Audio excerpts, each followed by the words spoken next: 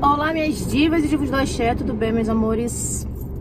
Vamos falar um assunto aqui bem rapidinho. Tô indo para um compromisso. E ontem eu fiz uma caixinha de perguntas lá no Instagram. Quem não me segue, já corre pra seguir aqui, @tataluparga. E alguém, que eu não vou lembrar o nome aqui, pediu pra eu comentar sobre a intolerância da Mayra Card. Não sei nem se fala assim. Na verdade, eu não acompanho o trabalho dela nas redes sociais, mas a gente ouve, né? Até porque ela é bastante conhecida. Tem muitos seguidores, acho que 6 milhões, se eu não me engano. Hoje foi a primeira vez que eu fui lá dar uma olhadinha nos stories dela, olhar o perfil dela. Mas esses sites de fofoca sempre falam dela. Algumas clientes minhas de cabelo já havia comentado sobre a história dela, que ela tinha um relacionamento com esse menino que tá no BBB, né? Casada, o marido dela. Antes era um relacionamento abusivo, tóxico. E ela ajudava as meninas, né, a se empoderar para sair de relacionamento tóxico. E essa minha cliente gostava muito, muito, muito dela.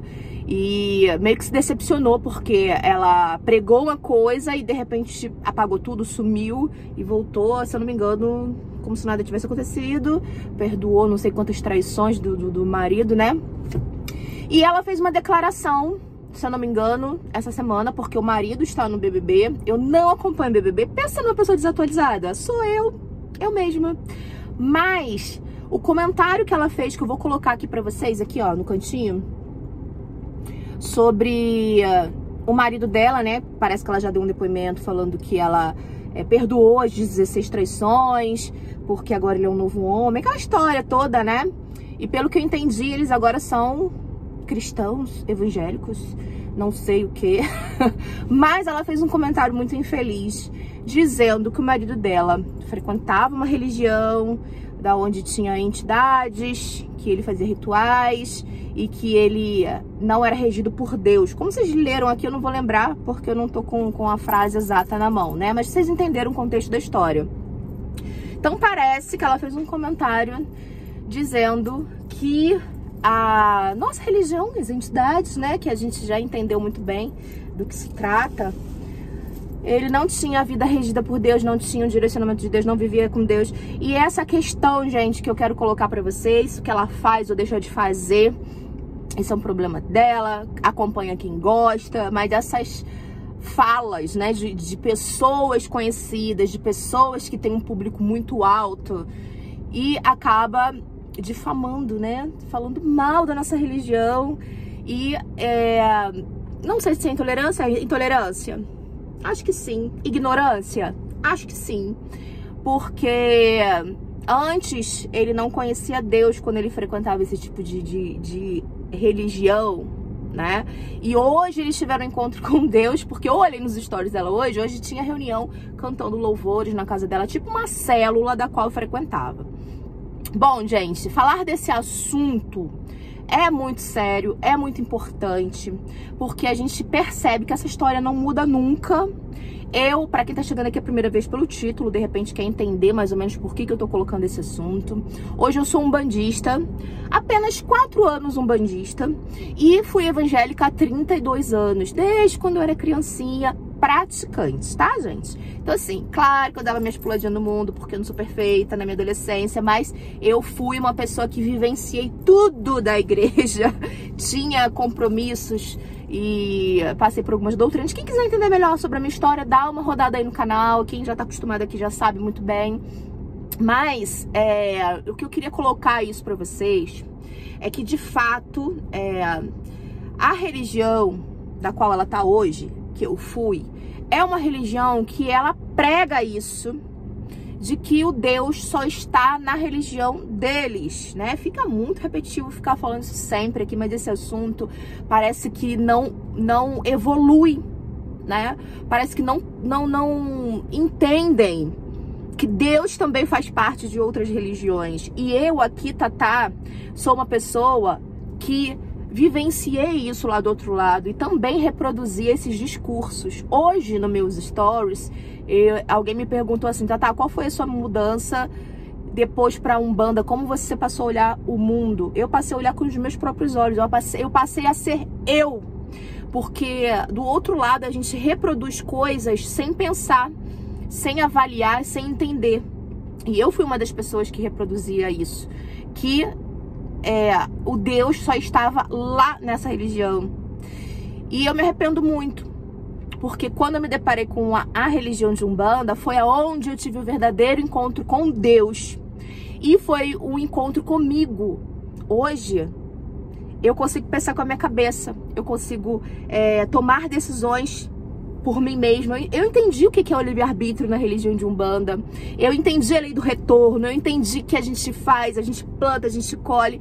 E esse discurso dela hoje, gente, pra quem pegou o contexto de toda essa história aí, do que ela tá querendo dizer, que antes o marido dela, né, ele fazia essas coisas porque de repente estava na religião errada, e por isso que de repente ele era um homem assim, né, que ela perdoou tantas traições, porque vai perdoar tanta traição assim, né?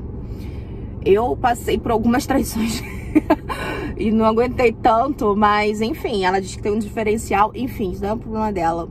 Mas eu queria dizer, gente, que é comum, tá? É comum ouvir lá do outro lado essa questão da transformação, da mudança. Só que eu já falei pra vocês também sobre a coleira, né? É uma forma de colocar uma coleira. Agora vai dar certo, agora a gente precisa seguir esse sistema.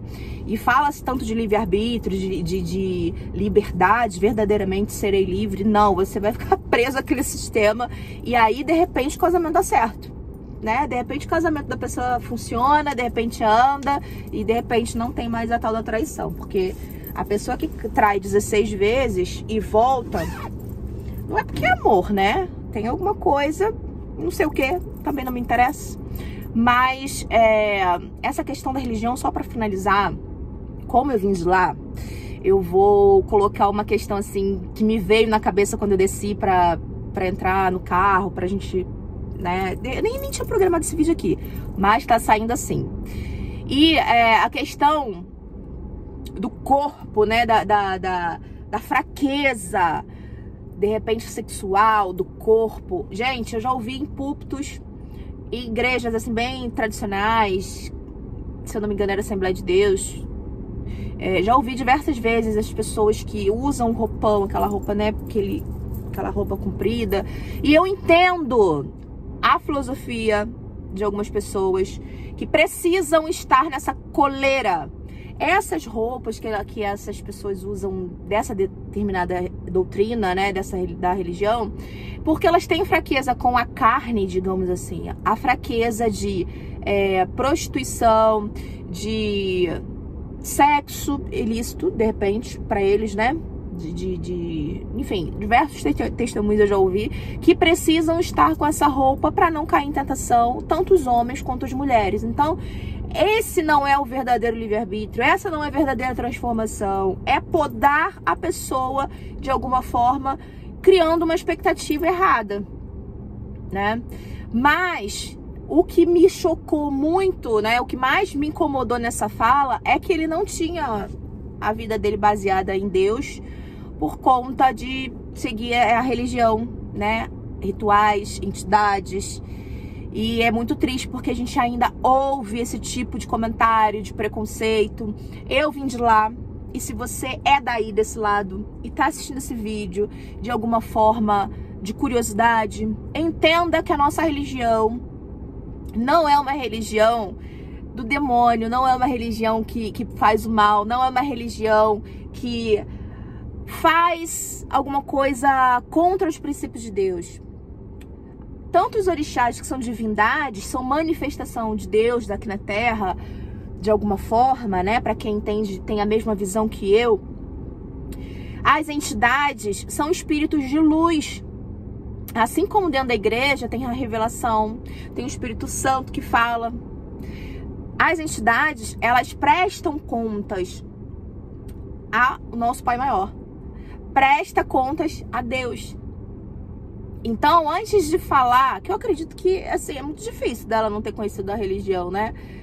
Porque tem gente que procura algumas coisas erradas que usam o título da nossa religião e não conhecem profundamente e depois acabam rotulando. Mas é comum as pessoas que se convertem, que entram para a igreja, falar mal da religião de matriz africana. Isso é chato, isso é feio. Pessoas que eu conheço que saíram da religião por causa de macho. Por causa de macho. Desespero, estão na igreja e estão lá falando mal. Também como testemunho da nossa religião. Isso é feio. Gente, para você se sentir parte do meio, você precisa ser assim, sabe? Questiona se precisa ser assim. Fala bem, fala que eu fui feliz lá. Assim como eu gravei meus primeiros vídeos quando eu saí da religião, assim como eu fui na Rede TV também, né? Dar um depoimento por que eu saí da igreja evangélica pra Umbanda. O repórter queria saber se eu tive problema com a religião. Não. Eu fui feliz lá. Só que eu sou muito mais feliz na religião de Umbanda hoje, aonde eu encontrei Deus de verdade. Deus de verdade eu encontrei na Umbanda. A liberdade realmente de escolhas. Mas não é de libertinagem, é de fazer escolhas e ter consequências da sua própria vida. É pensar com a minha própria cabeça. É realmente plantar o bem e colher o bem. Se plantar o mal, também colhe o mal. Então, eu me sinto muito feliz hoje na religião de Umbanda. Já fui evangélica, entendo essa colocação dela, porque eu já passei pra lá, né? Já passei de lá, já vim de lá. E isso é ensinado sim, não venha dizer que não é ensinado, porque é ensinado sim. E, infelizmente, acontece ainda. Então, de repente, o canal tá aqui para desmistificar. De repente, não. O canal está aqui para desmistificar a religião de Umbanda. Eu fui uma pessoa que vim de lá e tô aqui abertamente todos os dias. Lá nos stories, pelo menos no Instagram, tô todos os dias. Mas aqui, pelo menos uma vez na semana, 2 vezes na semana, para falar um pouco da religião de Umbanda. E a religião de Umbanda é de Deus, sim, tá? Vamos parar com esse preconceito. Vamos parar com essa discriminação, essa intolerância, porque é feio. E eu espero que um dia acabe. Será que acaba? Comenta aqui embaixo o que vocês acharam dessa fala. E se vocês quiserem acrescentar mais alguma coisa, podem comentar aqui embaixo nos comentários. Axé pra vocês. E se eu lembrar de mais alguma coisa, eu venho no próximo vídeo. Tchau, tchau!